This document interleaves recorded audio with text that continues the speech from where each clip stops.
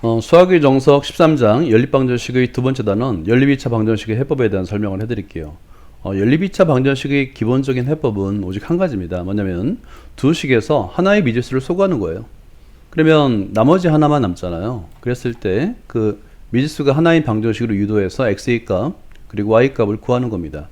기본적으로는 중요한 건 뭐냐면 미지수를 소거한다. 그죠? 하나의 미지수를 소거한다. 그러면 그 미지수를 소거하는 방법 중에서 우리는 가감법 또는 대입법을 썼었잖아요. 비슷합니다. 그리고 1차식과 2차식의 연립에서는 좀 간단해요. 뭐냐면 1차식을 y는 또는 x는 꼴로 변형한 다음에 2차식에 대입하면 됩니다. 그럼 미지수가 하나로 소거되겠죠. 그런데 2차식과 2차식의 연립에서는 좀 조심을 해야 됩니다. 만약에 이거 밑줄 그어볼까요? 2차식과 2차식의 연립 방법, 이런 문제의 풀이 방법은 크게 세 가지로 나눌 수 있는데, 첫 번째, 만약에 둘 중 하나가 인수분해될 때는 굉장히 쉬운 문제예요. 인수분해된 후에 그 1차식을 대입해서 미지수를 소거하는 방법으로 사용하면 되겠고요.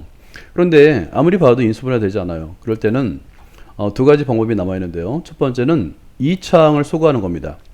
2차항을 소거하여 1차식으로 만드는 거예요. 그럼 1차식으로 만든 다음에 그 1차식을 다시 본래의 식에 대입해서 미지수를 소거하는 방법이 있고요. 두 번째는 2차항을 소거해도 나머지 또 2차식이 또 남아요. 그런 식에서는 이번에는 상수항을 소거하는 겁니다. 상수항을 소거하게 되면 남은 2차식이 상수항이 없는 2차식이 되겠죠. 인수분해가 되는 경우가 있습니다. 사실은 인수분해 되는 문제만 다뤄요. 그래서 상수항을 소거하는 방법 이렇게 세 가지로 나눌 수 있다를 이해해 주기 바라고요. 그 다음에 3번인데요. 3번은 밑줄 그어볼까요? x에 관한 대칭형 경우라고 하는데, 대칭형이라기보다 이렇게 이해하는 게 좋아요. 그러니까 두 수의 합, 두 수의 곱이 주어지는 그런 방정식이 있습니다. 예를 들어서 x 플러스 y하고 xy를 주어지는 경우가 있는데요.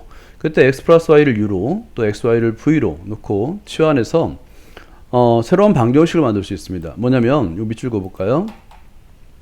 x 플러스 y가 u이고 xy가 v인 경우 xy는 뭐 t라고 해도 되고요. 어떤 미지수를 잡으면 됩니다. t의 제곱 마이너스 ut 플러스 v 이퀄 0의 두 근입니다. 요거는 이제 앞에서도 몇 번 다뤘기 때문에 여러분 이해할 수 있을 거라 생각을 합니다. 계속해서 예제를 보면 지금 보면 1차와 2차 있잖아요. 이런 꼴은 좀 쉽습니다. 왜냐면 처음에 주어진 2x 플러스 y 마이너스 3 이퀄 0을 y는 꼴로 변형할 수 있잖아요. 그죠? 여기서 y는 마이너스 2x 플러스 3이라고 한 다음에 아래식의 y 값에다가 마이너스 2x 플러스 3을 대입해서 x에 관한 2차 방정식을 만드는 거예요. 뭐 2차 방정식은 인수분해가 되거나 아니면 인수분해 안 되더라도 근해 공식을 이용해서 구할 수 있잖아요. 그리고 y 값도 구하면 되는 겁니다. 유제를 볼까요? 마찬가지로 1차와 2차로 주어졌는데 이번에는 x는 꼴로 변형하는 게 편하겠죠. x는 하고 마이너스 2y를 이항하니까 2y 플러스 1. 그런 다음에 아래식에서 2차 방정식에서 x의 값 대신에 2y 플러스 1을 대입하면 y에 관한 2차 방정식이 만들어지고 그에 따른 y 값을 구한 후에 대입해서 x의 값을 구하면 되는 거예요. 이해되죠? 간단히 답만 보고 확인하고 넘어갈까요? 13-4번 한번 찾아보겠습니다.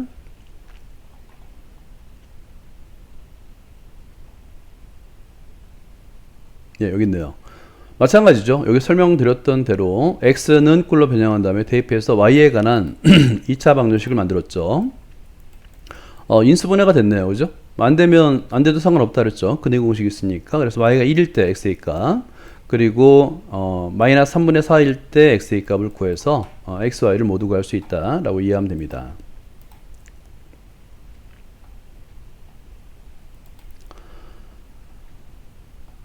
다음엔 예제 4번을 볼까요? 다음 연립방정식을 풀어라인데 2차와 2차식으로 주어졌어요. 이때 둘 중에 하나가 인수분해 되는지를 먼저 확인해야 되는데요. 자, 요 밑줄 그어볼까요? 어느 한 식이 인수분해 되는가를 검토한다. 매우 중요합니다. 인수분해 되는데 굳이 다른 방법으로 굉장히 어렵게 볼 필요는 없잖아요. 그죠? 다행히도 첫 번째 방정식이 인수분해 됩니다. 그렇다면 x 플러스 y가 0인 경우와 그 다음에 3x 마이너스 y가 0인 경우 둘로 나눠서 풀면 됩니다. 그래서 y는 마이너스 x인 경우와 y는 3x인 경우로 나누어서 x의 값, y 값을 구하면 되는 거죠. 자, 그래서 풀이 과정을 보면 y는 마이너스 3x일 때, y는 마이너스 x일 때 대입하면 x에 관한 2차 방정식이 만들어지고 인수분해해서 x의 값을 구할 수 있고요. 마찬가지로 y는 3x일 때 대입하는 겁니다. 그러면 x에 관한 2차 방정식이 만들어지고 인수분해해서 x의 값 구하고 그에 따른 y 값을 구하면 되는 거죠.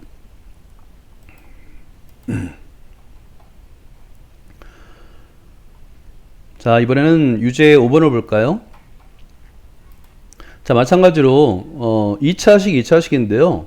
첫 번째 식은 보니까 인수분해가 되고 있죠. 그죠? 3x 마이너스 y 이렇게 인수분해 되는지를 먼저 확인하는 게 중요합니다. 굉장히 중요해요. 3x 플러스 y, 3x 마이너스 y로 인수분해하면 될 것 같고요.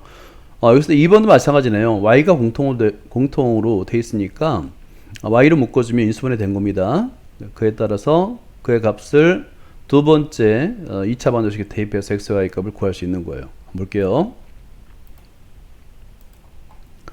먼저 1번을 보면 인수분해 되죠. 방금 전에 설명드렸던 대로 x-y, 3x 플러스 y 그걸 0으로 인수분해 되고요. 그러니까 먼저 x-y가 0인 경우, 즉 y는 x일 때 y 대신 x의 값을 대입해서 x의 값을 구하고요. 다음에 y는 마이너스 3x일 때 y 값 대신에 마이너스 3x를 두 번째 식에다 대입해서 x의 값 구하고 그에 따른 y 값을 구하면 되는 겁니다. 그 다음에 2번을 볼까요? 방금 전에 설명드린 대로 여기서 보면 y를 묶어주면 y가 0이거나 아니면 y가 2x이거나 둘 중에 하나죠. 그래서 y는 0일 때 y에다 0을 대입하는 거예요. 직접. 그래서 x의 값을 구할 수 있고요. 당연히 y는 0이죠. 그 다음에 y는 2x일 때 y 대신에 2x를 대입해서 x의 값 구하고요. 그에 따라서 그에 따른 x의 값을 대입해서 플러스 마이너스 2로 구할 수 있습니다.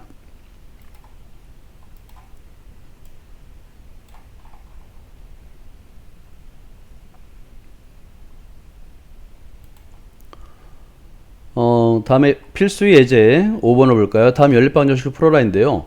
둘 중에 하나가 인수분해 되면 좋은데 일단은 인수분해 되는지를 한번 먼저 보세요.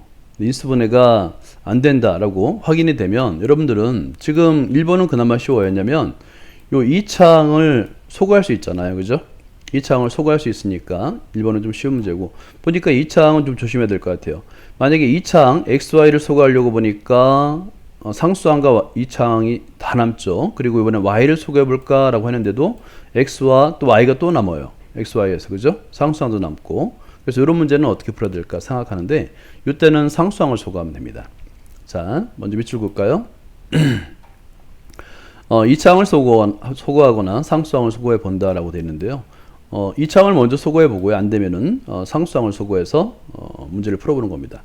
자, 먼저 1번을 보면 요 5xy가 있잖아요. 그죠? 12xy가 있고 그래서 2창을 소거하는 겁니다. 그러면 1창이 남죠. 요 1창에서 y는 또는 x는 꼴로 변형한 다음에 원래의 식에다 대입하는 겁니다. 어떤 식이든 상관없어요. 이번에 이제 첫 번째 1번에다 대입했네요. 그죠? 2번에다 대입해도 상관없어요. 그러면 x에 관한 2차 방정식이 만들어지고 요 2차 방정식이 인수분해 되거나 그렇죠. 근해 공식을 이용해서 구하거나 그에 따른 y값을 구하면 되는 겁니다. 다음에 2번을 볼까요? 2차항을 소거하려니까 아까 말씀드린 대로 xy를 소거해도 x, y에 관한 2차식 그리고 상수항이 남고 그죠? y제곱을 소거해도 x 2차항 y에 관한 것도 남고 그 다음에 상수항도 남잖아요. 이런 경우는 상수항을 소거해 버리는 겁니다. 그러니까 2번에다가 8을 곱해서 빼주면 상수항이 소거되잖아요. 그러면 남아있는 xy에 관한 2차식이 인수분해 되는 꼴 보통 이런 꼴까지만 다뤄요.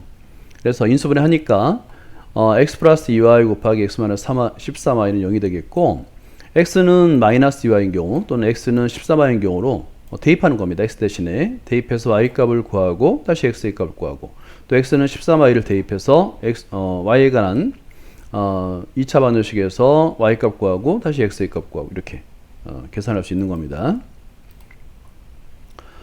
유제 13-6번을 볼까요?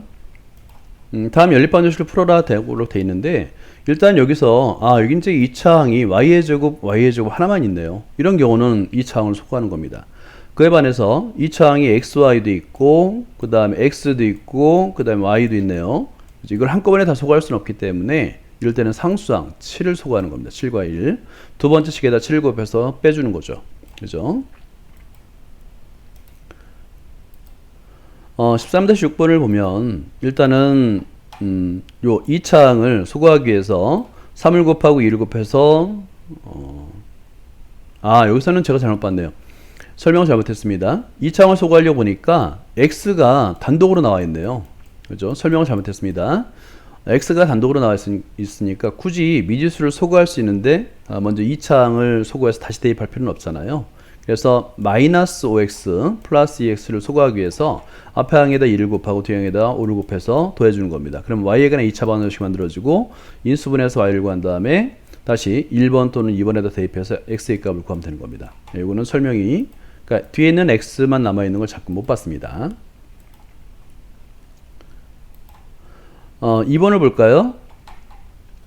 마찬가지로 사실 2차항을 소구해도 돼요. 근데 복잡하죠. 2차항을 소구한 다음에 다시 1차항을 만들고 다시 대입해서 구해야 되니까 지금 이 풀이가 좀 더 x를 소구하는 게 좀 더 편한 방정식입니다.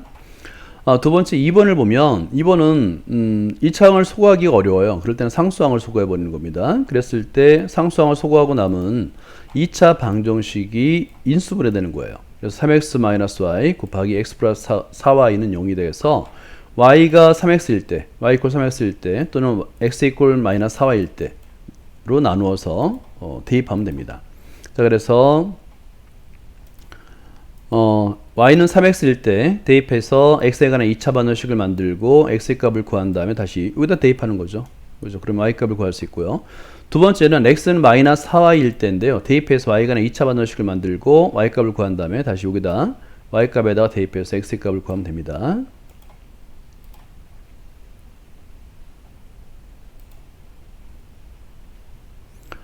필수 예제 6번을 볼게요. 다음 xy에 관한 방정식을 풀어라 라고 되어 있습니다. 이렇게 이제 합으로 주어지는 경우가 있어요. 이런 문제는 좀 낯서니까 이렇게 별표를 해두고요. 두 수의 합과 두 수의 곱이 주어졌을 때 우리는 습관적으로 2차 방정식의 두 근을 생각하면 됩니다. 이해됐죠? 자, 그래서 정석이 먼저 밑줄 그어볼까요? x 플러스 y가 u이고 xy가 v인 xy는 t의 제곱 마이너스 ut 플러스 v 이퀄 0의 두 근입니다. 이걸 기억을 해두세요. 많이 사용합니다. 어떻게 사용하느냐면 일단은 x 플러스 y에 xy를 주어졌잖아요. 그러면 미지수를 정해서 t의 제곱 마이너스 at 플러스 b 이퀄 0의 두 근이 xy다 라고 이렇게 생각하는 겁니다. 그러면 여기서 인수분해가 안 되죠. 당연히 a, b니까 근의 공식을 이용하면 t의 값을 구할 수 있는데요. 이 t 중에 하나가 x, 하나가 y니까 하나는 x, 하나는 y라고 쓰면 되는 거예요. 이해됐죠? 자, 그 다음에 2번을 볼까요? 자, 2번은 좀 달라 보이죠? 이걸 밑줄 그어보세요. 지금 보니까 x 플러스 y와 xy만으로 주어진 건 같진 않아. 왜냐면 좌변에 x의 제곱 플러스 y의 제곱 있잖아요. 그런데 우리는 x의 제곱 플러스 y의 제곱을 x 플러스 y와 xy로 표현할 수 있다는 걸 알죠?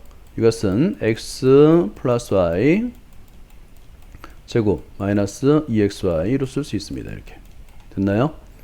자, 그래서 2번을 보면 변형을 했어요. 변형을 해서 x 플러스 y와 xy로 주어져 만들 수 있구나를 안 다음에 그 다음에 이렇게 치환하는 거예요.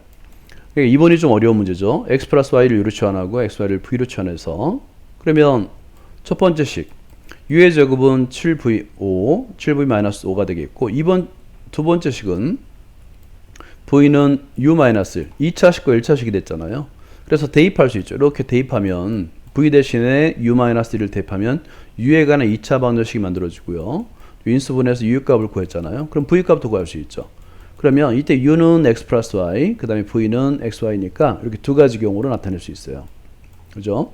자, 그런데 그 다음을 어떻게 푸느냐면 두근의 합, 두근의 곱을 이용하는 거예요, 다시. 그러니까 뭐냐면 두근의 합이 3이고 두근의 곱이 2인 방정식은 t의 제곱 마이너스 3t 플러스 이퀄 0의 두근이잖아요. 그럼 인수분해 됐네요. 또 이번엔 두근의 합이 4이고 두근의 곱이 3인 방정식은 t의 제곱 마이너스 4t 플러스 3은 이퀄 0. 이 두근이잖아요. 또 인수분해 되네요. 그래서 t의 값을 구할 수 있습니다. 이때 하나가 x, 하나가 y잖아요.